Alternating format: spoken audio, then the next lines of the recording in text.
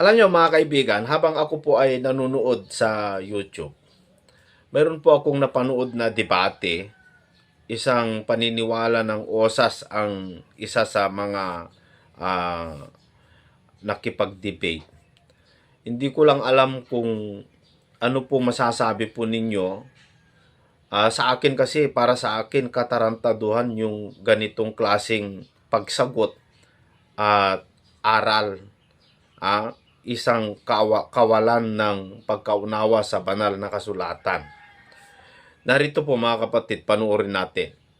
Tanong ko sa'yo, yung isang mananampalataya, nagkasala siya ng malaking kasalanan sa harap ng Diyos. Ligtas pa rin ba siya? Oo o hindi, categorical. Yes, Yes. ligtas siya. Next question. Okay, ngayon, tanggap mo pala na ang isang mananampalataya pwedeng makagawa ng malaking kasalanan at ligtas pa rin. Huwag kang magsisinungaling, sabi mo yan. Tanong ko sa'yo, yung malaking kasalanang nagawa niya, minolestya niya yung kanyang asawa, yung kanyang anak, minolestya niya. Tanong ko sa'yo, malaking kasalanan yon, sabi mo, magagawa yan ng isang mananampalataya, tanggap mo. Ligtas pa rin ba siya? Oo o hindi, categorical. Yes, ligtas Yes. siya. Categorical. Yes, ligtas Yes. siya. Next Yung question. isang lalaki na mananampalataya, inasawa niya yung kapatid niyang lalaki. Gumawa sila ng hindi maganda sa paningin ng Diyos, mga ligtas sila. Tanong ko sa'yo, sila ba ligtas pa rin? Oo, hindi, categorical. Hindi naman ligtas yung binibanggit mo. Pinapaamin mo ako sa isang gawain ng isang... Objection man na, objection. Negative, anong objection? Naka-times Okay, up. objection ako. Sabi niya, tanggap daw niya na ang isang mananampalataya ay makakagawa ng malaking kasalanan. Kahit nga yung asawain ng nanay, ligtas pa rin sa kanya, tanggap niya. Kaya tinatanong ko kung tanggap niya rin ba na malaking kasalanan din, parehas lang naman yon. Inasawa yung kapatid niyang lalaki. Gumawa ng pangit sa harap ng Diyos. Ligtas pa rin ba yon? Oo o hindi, categorical. Okay, Sumagot so- siya, huwag siyang tumakbo sa tanong. Oo, Panindigan hindi niya. to. Pastor Elmer, ready ka na bang counter- mamili or counter mag-counter-object ka muna? So, ganito mga kapatid ha. Judgment natin sa objection Ayan natin. mga kaibigan, hindi Yung makasagot tanong, yung tinatanggap ko yun baptist. as a valid question. However, Tama kung naman hindi yung tanong bakit ligtas pa rin nakagawa nga ng kasalanan? Wala namang pinagkaiba dun sa unang tanong Paulit tung na, Mr. nagtanong Moderator, yung tanong niya. Okay, Please. okay. Paulit. Okay. Naka-time stop pa din pag paulit. Tanong ko sa'yo, halimbawa ang isang anak, nang molestya ng mga batang minor de edad. Sa inyo bang paniniwala sa OSAS, sa relihiyon, ligtas pa rin ba yun? Oo o hindi, categorical. Oo, hindi. Yes. Yes. Ligtas pa rin yun. Yes. Yes. Ligtas pa rin yun. Yes. Yes. Ligtas pa rin yun. Ligtas Okay. talaga ang tunay Wait lang. na ligtas. Next Okay, question. ibig sabihin, kahit molestyahin ng mga bata sa relihiyon nyo, ng kapwa nyo, Baptist, molestyahin nyo yung mga bata, ligtas pa rin pala sa paniniwala nyo. Ito tanong ko sa'yo. Halimbawa, ang isang pastor, nagawa niyang makasaksak. Oo. Sa inyo bang paniniwala yung pastor na yon? Dahil nakatanggap ng kaligtasang totoo sa Biblia, ligtas pa rin yon? Oo o hindi, categorical. Yes nga. Yes. Ligtas nga yun. Yes nga. Yes. Ligtas nga yun. Yes nga. Yes. Ligtas nga So, yun. yung klaseng paniniwala na ganyan, alam nyo, mga kaibigan, di ko lubos maisip bakit may mga paniniwalang ganito.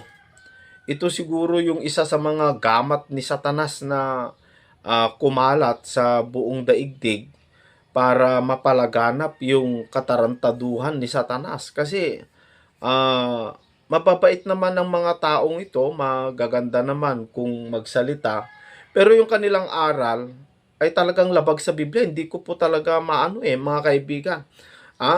Yung tanong kung yung isang tao na nagkakasala ng lubhang kasalanan, yung mananampalataya at nagkakasala ng lubhang kasalanan, kung maliligtas pa rin po ba yun? Oo daw. Oo ng oo.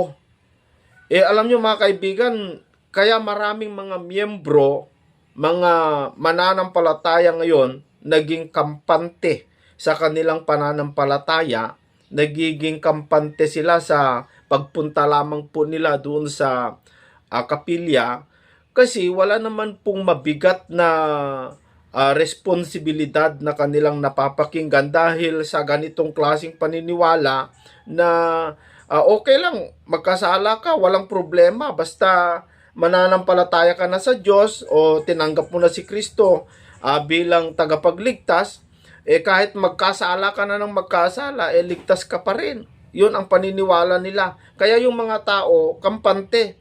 Kaya kahit magnakaw ka, kahit maglasing ka, kung ano-ano pang mga katarantaduhang gagawin mo, ligtas ka pa rin.